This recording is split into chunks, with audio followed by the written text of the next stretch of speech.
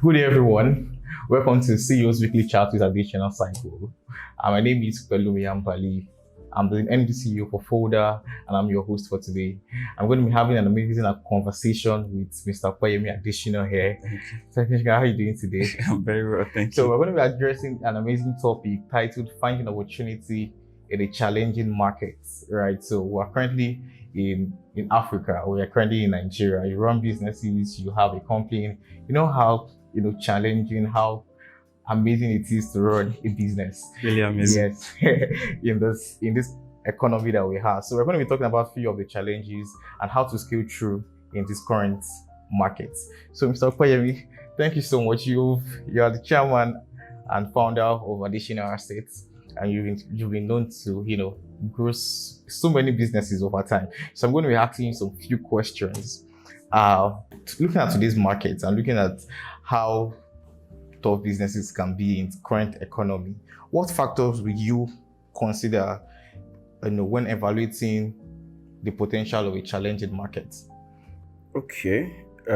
Actually, that's a very nice question, and that's a question that most people would not ask, because the idea of a challenging market has been generally defined to be a market that has no potential.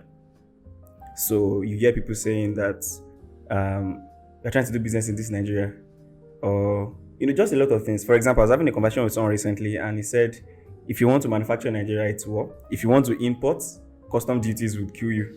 So the question now becomes, so what am I supposed to do? Am I just supposed to sit down? Or so the fact that you're asking what's the potential, or how can you evaluate the potential of a challenging market, is actually a very optimistic one.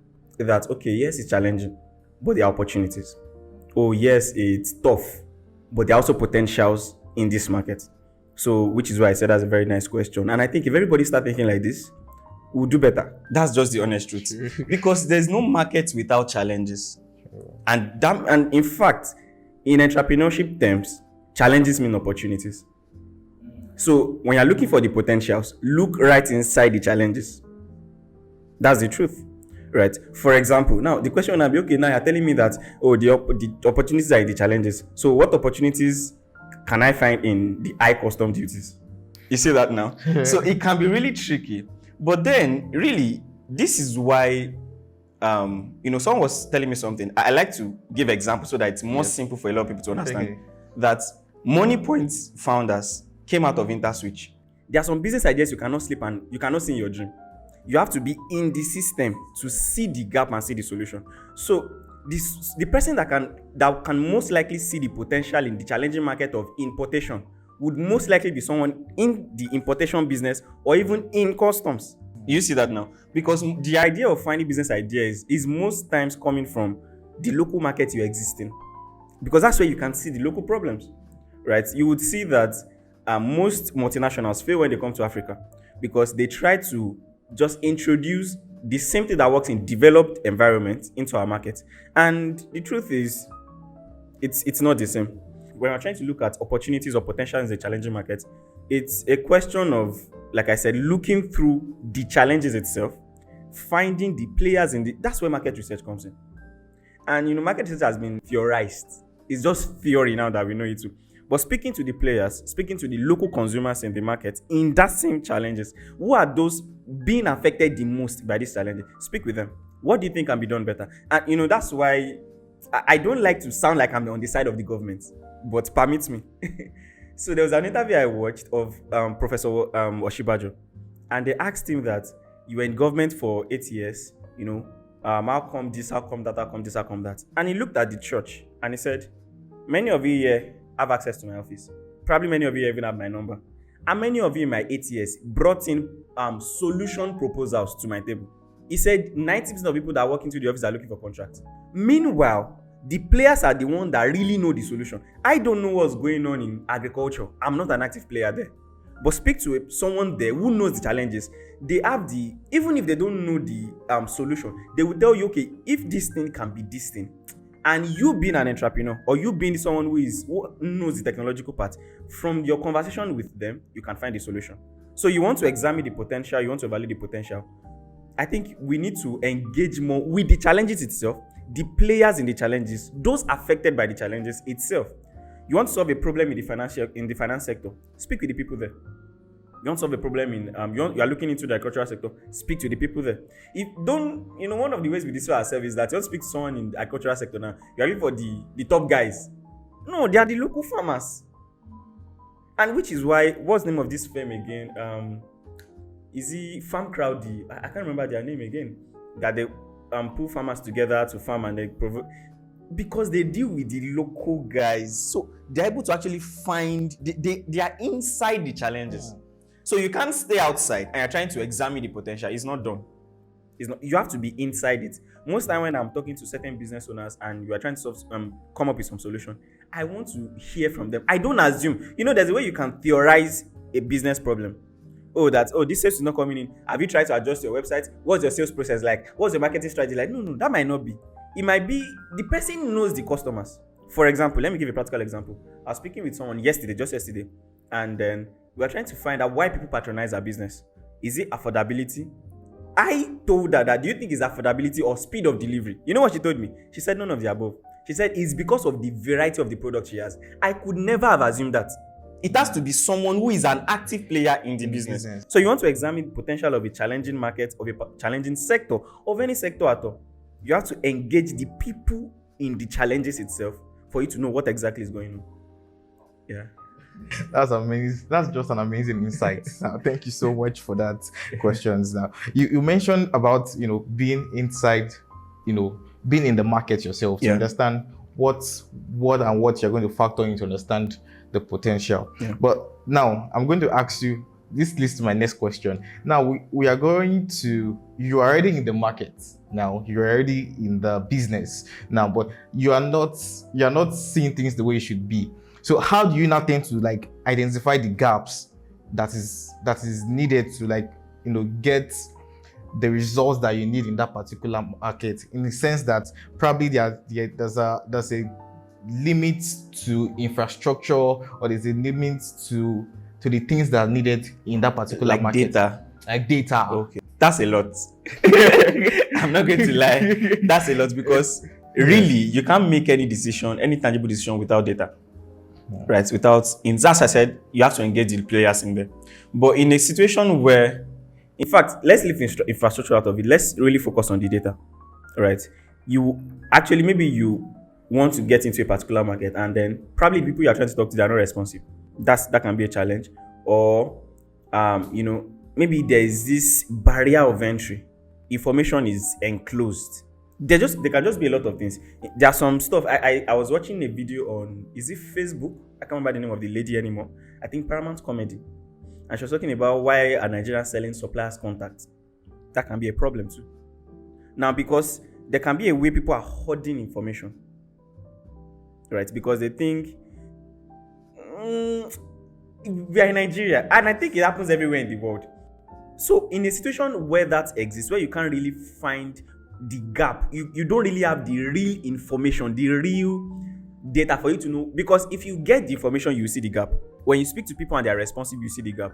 Like I tell people, if you speak to someone within 20 minutes, you should know how you can contribute to that person's life. So it's either you don't have the value that the person needs, or at the level that the person needs. For example, you are trying to maybe get in business. If you want to maybe get my attention in business, at my level now, if you have 10 million, 100 million naira, we can still do something together. But at the level of the likes of Tony, what are you talking about? You see what I'm trying to say now? So these things, you need to be realistic, right? So if I want to find the gap in an industry and I can get people to talk, I'll find the gap. If I can get access to, one of the things you should come to terms with is that research in Nigeria is still very, very far behind. There was a day I had to post that most of the research platforms, they are bots. People are paying to say that they are this. I used to write business feasibility. I used to conduct feasibility study for businesses before. And you go to Statista, you see a data. You go to another platform, you see a data. Contrary. This one will say Nigeria generates this amount of money in GDP. This one will say this. This one will say this. So it's not correlating. So you can't really even find solid source of data. Probably even government are even paying to publish a kind of data. Probably. But it's the world we live in, right? Number one, in independent research data, how many do we have? So these are some of the issues. I don't want to drag the problem too much. So in the case where there's no independent data that you can really access, the people you want to talk to are not responsive. How do you now find the gaps? How do you know? Because business is risk. And you don't want to, you are trying to find all these gaps so that you don't just assume and invest your money into it, and then at the end of the day, nothing is forthcoming out of it. So I think this is where you really need to now understand the local players. And just like they will say, if you need to catch a monkey, you become a monkey. So many times you need to become boy for these guys. Many times you need to come as a customer. So you have to get creative, because what you really need is data. What you need is feedback, is information for you to find the gap. So you want to get into the fashion, and this is why I personally recommend mentorship. Or you might become at a level where you don't need their mentorship, but relationship, network, just find a way to penetrate. Just find a way to penetrate. Why do you think, for example, I was watching an interview where, what's his name? JP Morgan Chase. What's the name of the CEO? So he was interviewed at the current, I think, National Economic Summit Group in Abuja recently. And he was talking about his expansion into Nigeria. Why do you think that his expansion plan, the first touch point, is on the stage of National Economic Summit Group, where the key players are? Sometimes we watch all these things, but we don't take cues from them. We don't learn from them. He's building network. He's finding relevant relationships. He can't just jump. Because if you just come and say, I'm Jamie Dimon, lol, limao. So really, that's the thing, right? So you need to actually find a way to connect with the players. You need to, that's not on you. Find creative ways to get into them where they can give you the information without holding back. Because that's where the real gap is. You can't assume the gap. Amazing. So you mentioned something about the CEO of that's JP Morgan, yeah, right? About him coming into the African space and into the Nigerian space to expand. And that's why there's a article I published recently where I said that the biggest critic of Africa are the biggest silent investors in Africa. Do with that information what you want. It's not my mouth, you hear it. True. I also kind of saw the like a 2 minutes video of where he was talking, and I was not asking myself now, because we're talking about challenging markets. It's an opportunity to also ask my own personal questions. Okay. So everybody's complaining about Africa, complaining about Nigeria. I mean, businesses are folding up, going out, because the community is very, according to them, is quite hostile to do businesses. So if you are doing business in Nigeria, or let's say in Nigeria or in Africa, basically, you must really be someone of great insight and must be very strong, right? So for people like the CEO of JP Morgan coming into Africa now, there must be something they have seen. So I'm going to be asking, what are the key indicators to show that there's a growth potential in this particular market? Okay. See, sometimes when you've stayed too long in a problem, it becomes harder for you to see opportunities there. I hear that. Please, can you take that again? When you stay too long, permit me to use example. Have you seen people that they are dating, and the only time the guy actually, they've been, maybe they're even married, and they are so used to each other that the only time you ever actually discover that your wife is fine is when another man is striking her. And you're like, well, take your hand. That's when you're like, my wife is fine, truly. Because there's a way you just get used to something that you can't see it. But the fact is, Africa is the future. Sure, I believe that. You see, the growth rate is more than every developed countries right now. All the indicators are showing it. All the indicators are showing it. So really, as much as I'm not anti-living Nigeria, live well, right? But also know that even where you are living to, they are living back. They are even when they are not coming, they are sending their money. Money Point just raised $110 million. Out of the 4, there is a particular prominent name out of them. It's Google. Why is Google investing that heavily in? But you are saying there's nothing in Africa. There's not. So when you look at what are the key indicators that there are opportunities here, I would say number 1, right? You want to look at, let me say, the population. Why do you think they call this kind of market emerging markets? Spring. That's why they call it him. So and see the language they use. See, we need to start reading in between the lines. Why are they calling Africa emerging market? I was watching Tony recently, and he said the situation of Africa is a risk reward. Mm. If you want to make the reward, you take the risk. It's risk reward. There's no free money anywhere. The kind of dramatic returns you can get in Africa, you can't get anywhere. Nola Adetola said it now. They are trying to make money in the UK, the US, in South Africa. That Nigeria is the easiest place to make money. Let me add an adjunct to it. Primarily or majorly because there's still a lot of freestyle that we can do and get away with. There's a way you can fix price on certain things in the UK. You can buy a land in Nigeria for 1 million and sell it for 50 million. Nobody cares. Right? Nobody cares. In fact, on some listing sites in developed countries, you will see historical prices of that property. This is how much it was sold. This is how much this person. You will see when you are doing the due diligence on properties too, you will see it on the receipt. But I'm just trying to say that there's still a lot of relaxed business environment. So when you look at some indicators, right? Number one, you want to check what's the population like. Number one, Africa has high youth population. Do you know what that means to workforce? It's just like Indians and China. Why do you think most of the CEOs of these A companies are actually Indians? Because they can easily get talent. Do you know how many software developers we have in Lagos? Software engineers. Everybody. These are crazily talented guys. Do you know how many rappers we have? Look at every industry. You will pick and choose. It is competition. So that's the median age of Nigeria is 19. Is it Nigeria or Africa? Is 19. 70% of Nigeria's population is under 30. Do you know what that means to business?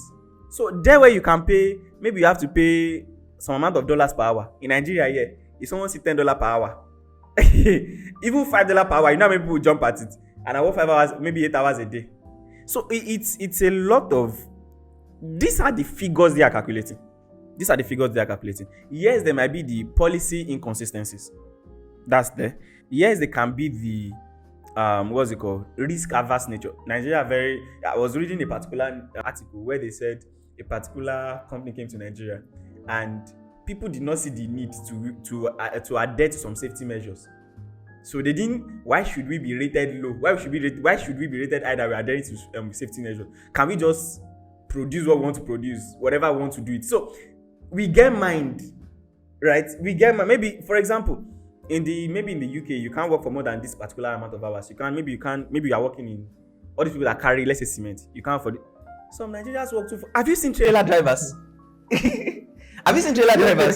So we have that. So these are things they see and they're like, more hours to work. That's also one of the numerous things that they can see. So when you want to look at the indicators in certain markets, you want to look at what are the things that come either to give you cheaper, low cost, higher volume, and higher profit. So this is why you see that when some business want to enter a market, they look for a small market they can dominate and sell at higher volume and higher profits too. So once you can check what you can do for low cost, you can increase your volume, you can reduce your cost, you can increase your volume, you can increase your profit. Those are indicators that this is a market what's going into. And those 3 things are available in Africa. Wow. Thank you so much for that. Intense. Very intense one.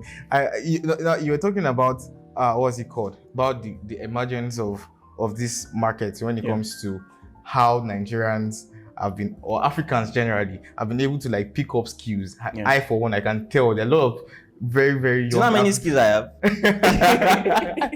Everyone, the hustle spirit is there. So there's a lot of.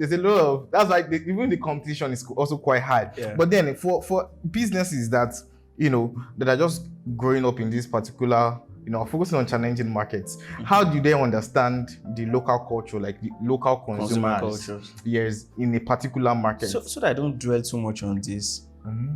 You have to be a part of them. For example, I do real estate in Abuja. I do real estate in Ibadan. I do real estate in Lagos. Abuja real estate is the craziest, regardless of what you think. Right? There's a way you do marketing in Lagos yourself. Do marketing in Abuja, nobody send your papa. I'm telling you. See, marketing, they will say hard work, smart work, relationship. Abuja is strategic relationship. The 3 steps is strategic. If you go they work hard for Abuja, you go just die working hard. It's just the way it is. If you know how to build network, if I know how to build network and you know how to work hard, if you say you want to out-hustle me, you just have stroke. So you need to be in the market to know how it is done. One of my friends came to Abuja and then he just someone just connected to a particular person and the person just had a meeting. Right there, first meeting on the spot, I think they did about, is it 20 something million naira deal? He said he could not believe it. He could not believe it. He could not believe when I wanted to do a particular project in Kuala, and I went to meet some particular guys, and the guy told me, he said, I can get you this person to come to your launching, but there must be something on site. And I tell you, if I bring this, and this, in that day alone, you can raise this amount of money. I want to say something now, but this thing can put me in trouble. There's a okay, let me not mention the name. There's a particular firm in Abuja that is one of the biggest developers in Nigeria, and I'm sure you don't see the advert everywhere. You know them. Their brand color is yellow. Thank God I did not mention them. One of the biggest. In fact, you don't see brokers. You know the way agents post or that. You don't see them posting their flyers. How are they making sales? How are they developing? That is the uniqueness of different markets. But if you come also from Abuja like that and come to Lagos and you are waiting to know who is who for you to, because in Lagos you can still make moves with making noise. But over there, you have to be present in that market to know, right? What are the consumer culture? How do people behave here? How do people move here? How does money go around here? You know, you can track money movements. How does money go? There are ways that that this person is here, this person. I made a video that almost put me in trouble. That someone called me from Lagos and was also offering me 250 million naira. I know people are saying it's a lie, it's a this, it's a that, and I was just laughing. That until you get to a level where you know that money is not scarce, you will not believe some things. It's everywhere. You will not believe so. Why are we not asking where did Dangote get $18 billion from? I've been in sittings where you hear figures moving around, and they will tell you can get this amount of millions of dollars in this amount of time with this, and it's not fraud. It's not, what did I say? It's not fraud.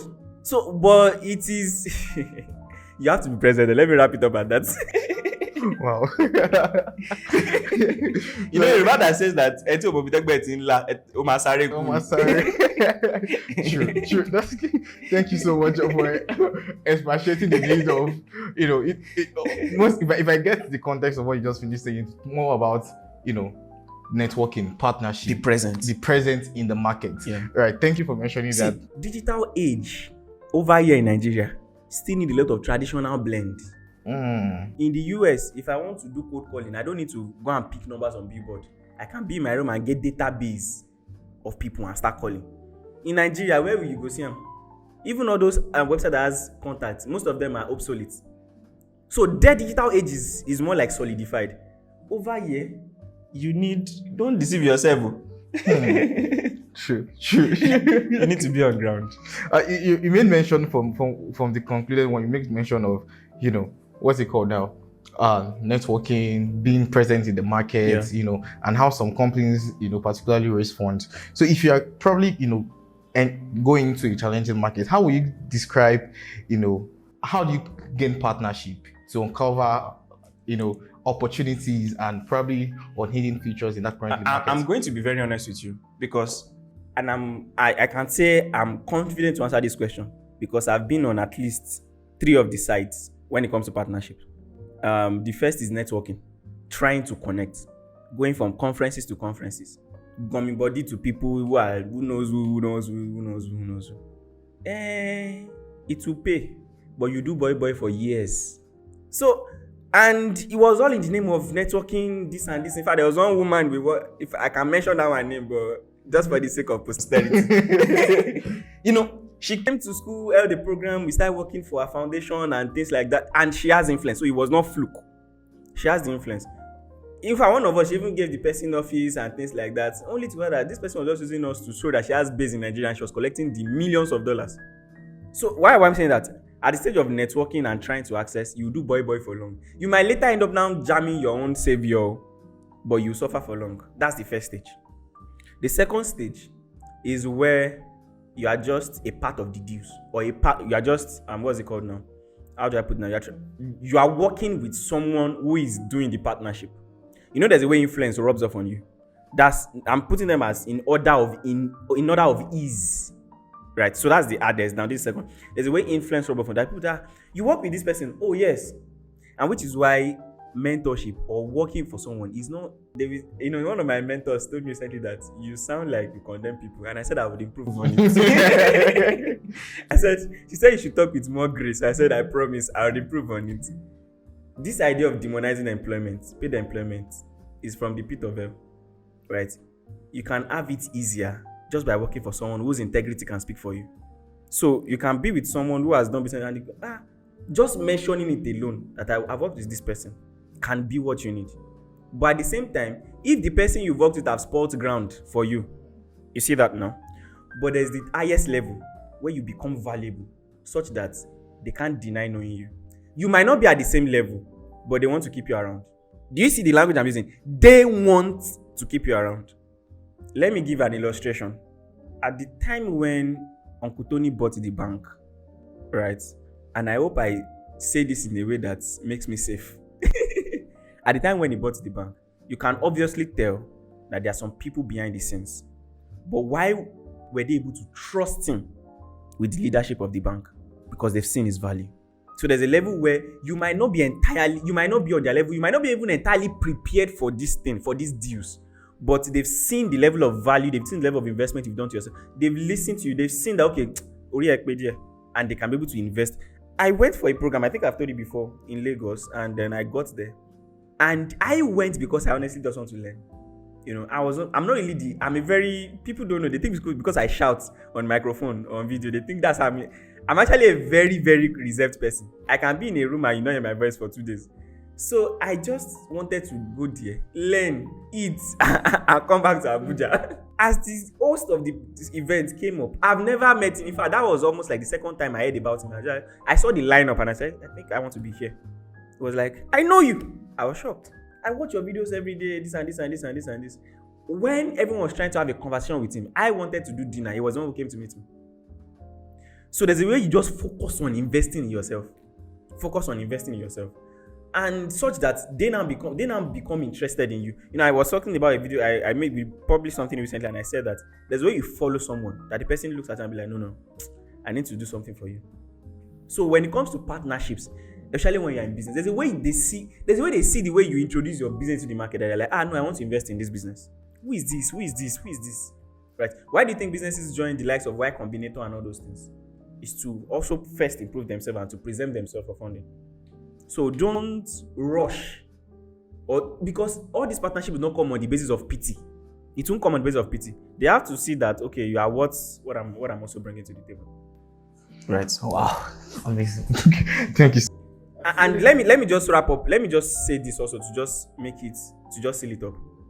Partnerships doesn't really come to your idea. I'm not trying to partner with your idea. They are trying to partner with you.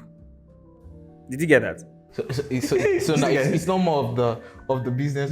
So we glorify our ideas too much than focusing on ourselves. They want you. Why do you think they ask? Well, tell me about yourself when you go for business pitches. Tell me about yourself. What have you done before?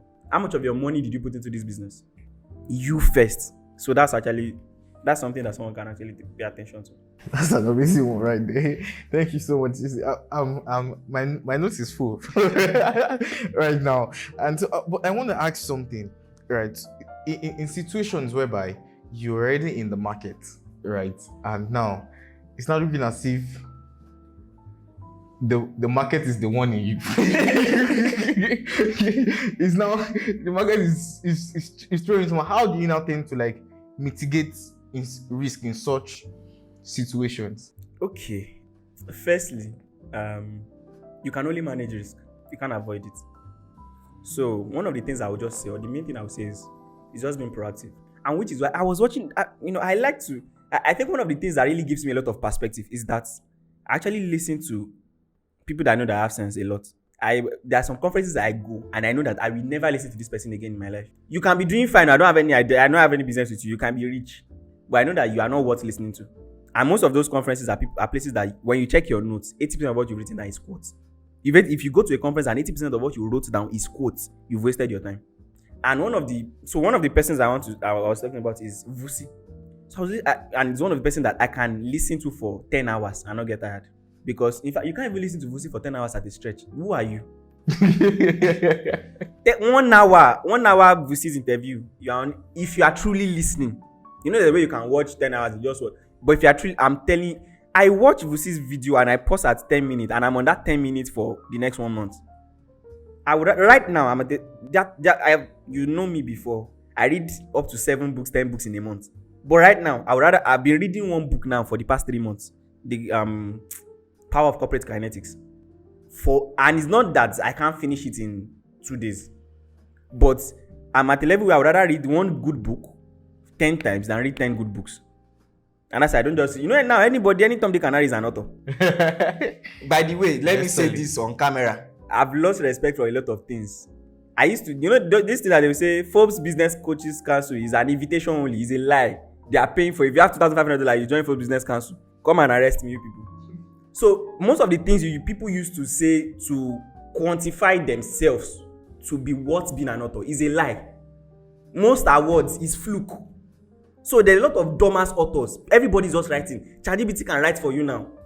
So it's not every book you read. It's not every book that has sense. Even some of my books, I told them to pull it down from our website. That is nonsense. That me personally is Oshinimo Kosibe. And people have read the same book I said they should pull down and have made money from. But I know that you can make money from it, but you can't if you continue with that same knowledge. The same knowledge that makes you this money is the same knowledge that will keep you at that same level. Because I've had to unlearn the same thing I thought.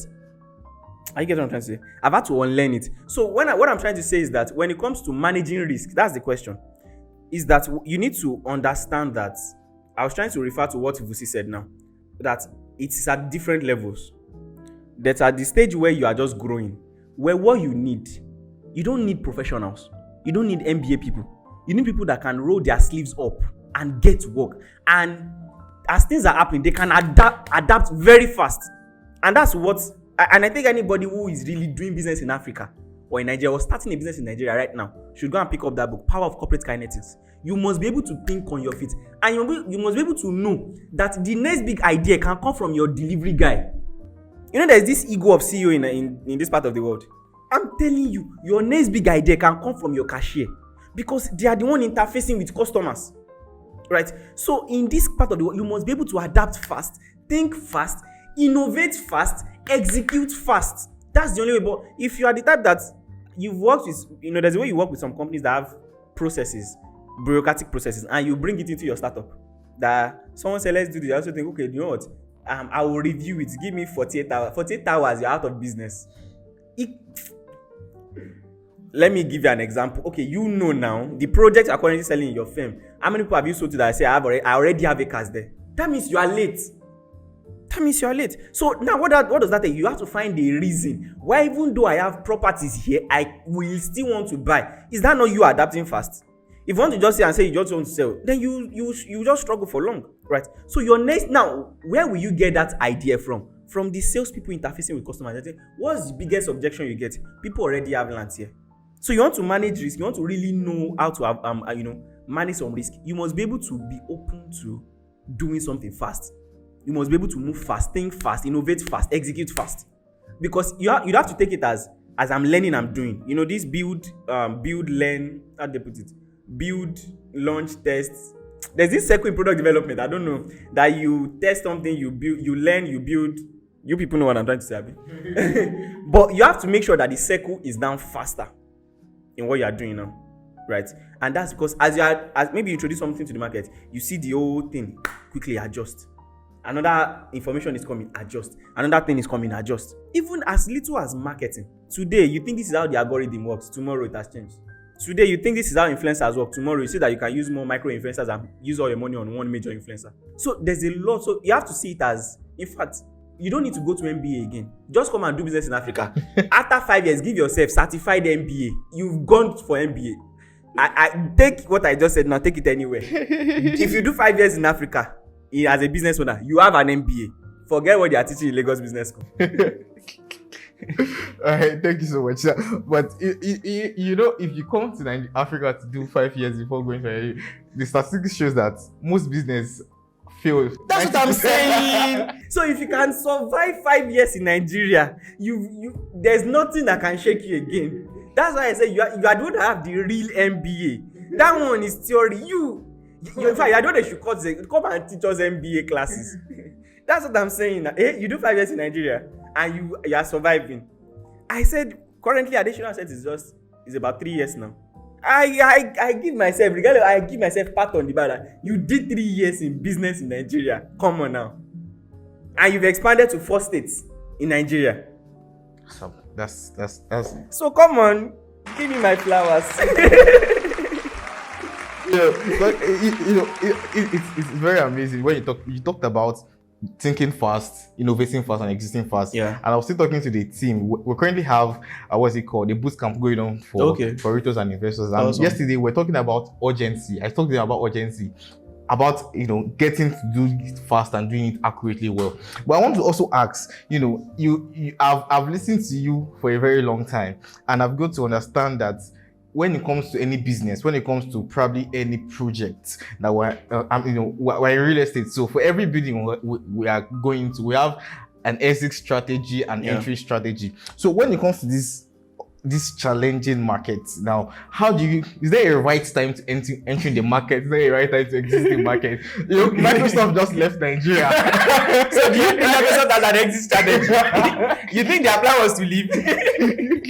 So see, I was watching a documentary. No, not a movie actually, about I think it's a good movie, Hidden Figures. It's about space travel, how when America wanted to go into space, and when they sent the guy to space, and at the point of coming back, there's a point they call the go no go entry. Go no go entry is that point that particular point where whatever is space, what's it called, must enter back into the earth. So if he goes outside of that, or he will die or something. So there's that specific longitudinal, diagonal, whatever they call it. Sorry, pardon me, NASA people. That's the point he must enter back into the earth from space. And it was something that they had to calculate. In fact, they had to invent a math. Do you know what that means? To actually calculate it. Now, why I said that is that this also is looking like a go no go entry point. What time should I come in? What time should I exit?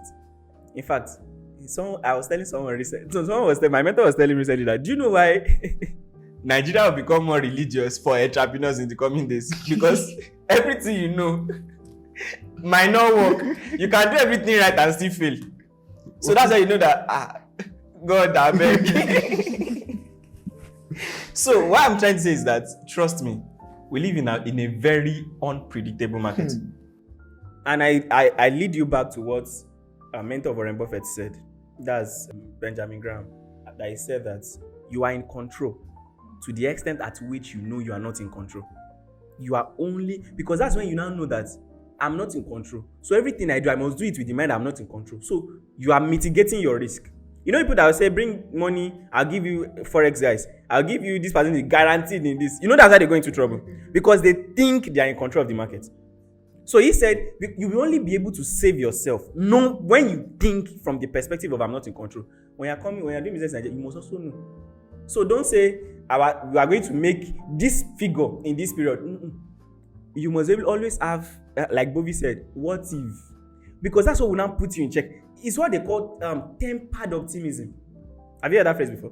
It's what they call tempered optimism. You are optimistic, but that optimism, you now give him fruit of the spirit. You give him temperate. You give him temperate. That yes, but because that's the only way you can be sane.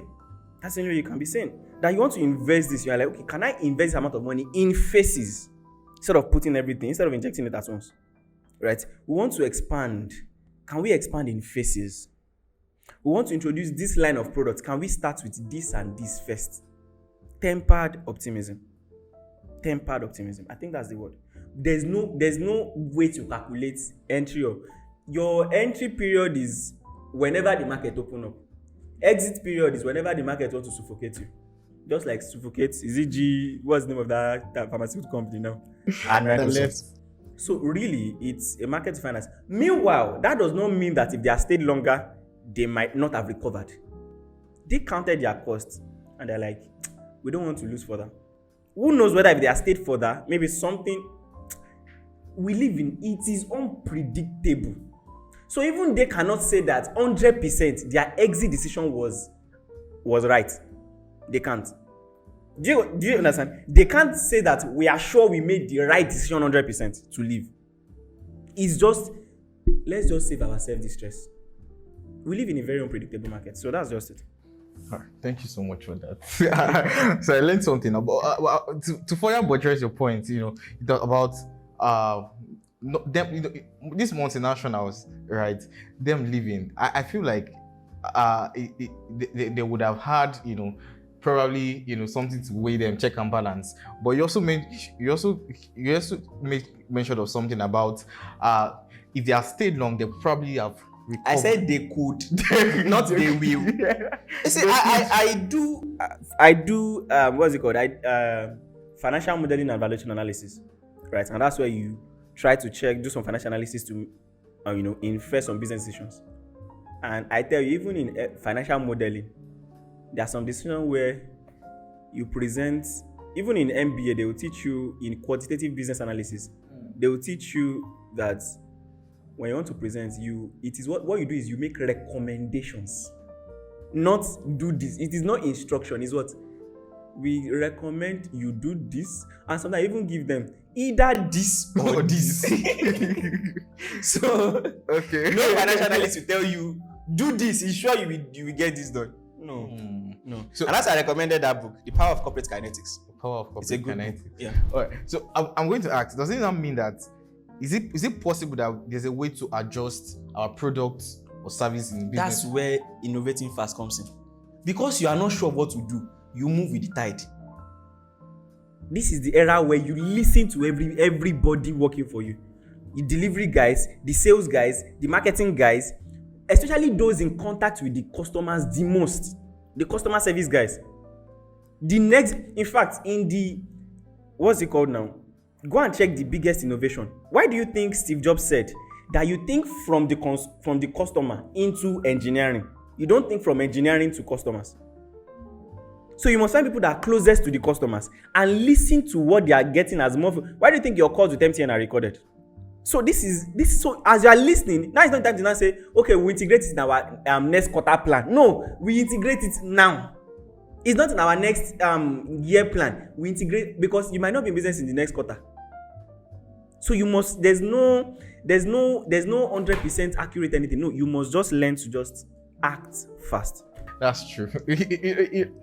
This what's it called? This today's show has enlightened my face to so many things. I opened my mind to so many things, right? But there are also some people, there are some people that they are investors. When it comes to investing, there are different levels. There are the beginners, the investors, the experienced ones, and so many. But how do you what's it called now?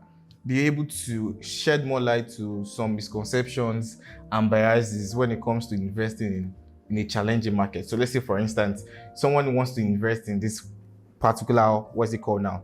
In this particular niche. Okay. But then he's hearing this from here, he's hearing this from there. And if there are any popular misconceptions when it comes to, okay, there are some people, for example, when you go to all these newspapers joints, they're not buying newspapers, they're just there. They'll give you perspective. We released a video about that where I said, in a challenging economy, everybody cannot be a teacher. Mm-hmm. You listen to your boat driver, everybody's telling you their perspective. No. Even when you hear what I said, you listen to the players. You think Jamie Dimon is in Nigeria now? You think he's listening to radio? He's listening to Kokoro Alate? And this country, now wow, gosh, you think that's what he's listening to? No. He's having sit talks with the Ministry of this, with the CEO of this company that is doing trillions of naira. Those are the people that has the real thing he wants to hear, right? But then when it comes to misconception, okay, let's first say this. What do you think is the risk in business? Is losing money. That's it. Let's simplify it. What's the risk? Losing money. Right? So whatever misconception you're hearing, what is it going to tailor towards? You losing money. And you don't want to lose money. Right? So when it comes to avoiding misconception, I think both beginner, intermediate should listen to experienced investors or should watch them. Although There was something I said a few months ago. I said, you take risk to become rich. You manage risk to stay rich. If you become rich, why do you think? Check the risk all these guys are taking at this level. That's not the level of risk they took when they were starting. So there's a balance, right? But then at the same time, that you want to take risk, you don't want to lose money, even though it's inevitable. But at least let's deceive ourselves. Let's pretend like there's a way we cannot lose money, right? And then you want to look at what these experienced investors are doing and use it to now gauge your own risk taking. For example, I invest in small businesses, right? Not even just small business. I invest in informal businesses, and one of the reasons I invest in informal businesses is the fact that I get cash flows from them, daily cash flow, weekly cash flow, and things like that. What if the person run away with my money? What if the person sells finish and burns the shop? Now, what I'm trying to say is there is no way to really ascertain some things. Number one, there are no technology for me to really measure a lot of things also in that informal business, other than do you have integrity? There are some things I put in place, but not everything, right? So what I'm trying to really say is that when you're trying to avoid misconceptions about you investing in, let's say, businesses or certain environments, I think you have to find a model of experienced investors that you can take cues from to now apply in that gradual stage you are trying to do. So what do they look out for? Even if you cannot get that standard, emerging markets is developing markets that have element of standard market, but that is not fully developed. How do I simplify that? That can be a hard thing to do. It's just like, okay, let me give you an example. A boy already have element of a man, but it's not fully developed. But it has the element of a man. That means if I want to invest as an early investor, I'm looking for something that has elements that experienced investor would look for, but not fully developed.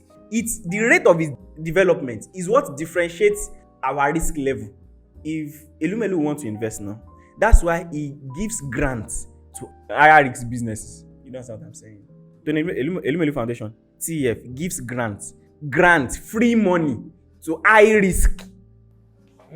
I get it now. 20,000 entrepreneurs. Just take. Don't worry. We know it might succeed, might not succeed. Free money. But when it comes to investing, you don't hear him give one Mulika Nigeria Limited. No, he doesn't do that.